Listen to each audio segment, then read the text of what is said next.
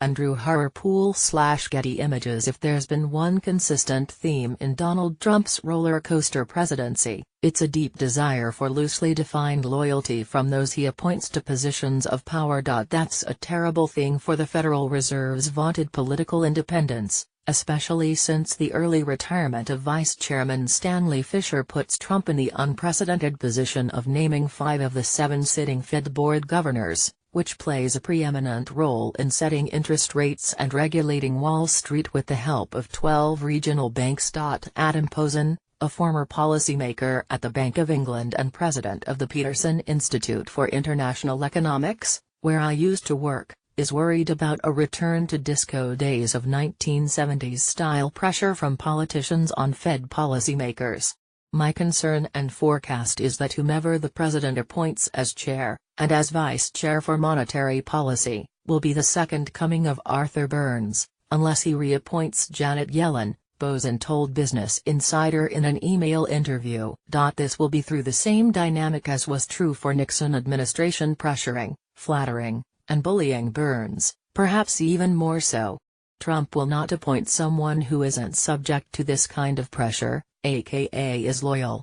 Just how much this matters to Trump seems clear in a Wall Street Journal report that Gary Cohn, the head of the National Economic Council, the former president of Goldman Sachs, and, until recently, the leading candidate to replace Yellen at the Fed's helm, is no longer under serious consideration for the prestigious post. The reason? Cohn, who is Jewish and was forced to stand next to Trump as the president failed to strongly condemn neo-Nazis following the violence in Charlottesville, Virginia, gave an interview to the Financial Times, 2 weeks later, in which he lightly and indirectly rebuked the president by simply affirming there should be no equivalence between white supremacist thugs and those protesting them. If that was enough to put Cohn on Trump's blacklist, imagine how he'll treat his actual appointee to Fed chair. He wants someone at the Fed where he can call them and say, "I want you to do A, B and C," said Austan Goolsbee, University of Chicago economist and former top economic advisor to President Barack Obama, in an interview with CNBC. So what would Trumpian pressure actually mean for interest rates? The president once bragged about loving low interest rates because he is the king of debt, so it's not hard to guess.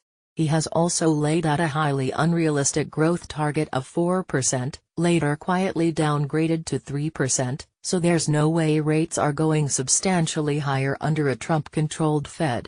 Trump's picks will be aggressively dovish in terms of keeping rates low, and even if they have previously talked tough about rules and the need for the Fed to raise rates, Posen said.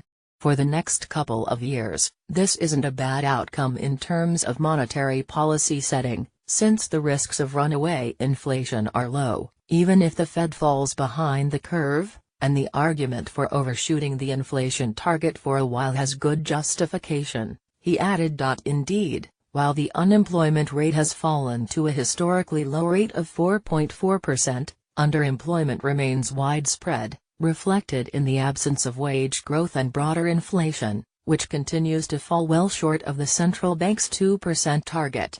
That is accident, not Trump design, but lucky for all of us, says Posen. Still, the risks further into the future are rather bleak. The danger is that if there is a problem in either direction, but worse if we have a recessionary shock while still close to zero interest rates, the non-interventionist biases of any likely Trump appointees will lead to a suboptimal or insufficient response, reluctance to move rates fast, to expand balance sheet again, to use lender of last resort capabilities, Posen said.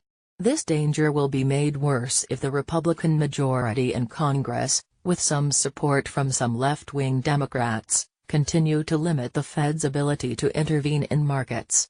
The deregulation push on banking combined with some sop to anti-Fed populism may well produce this result.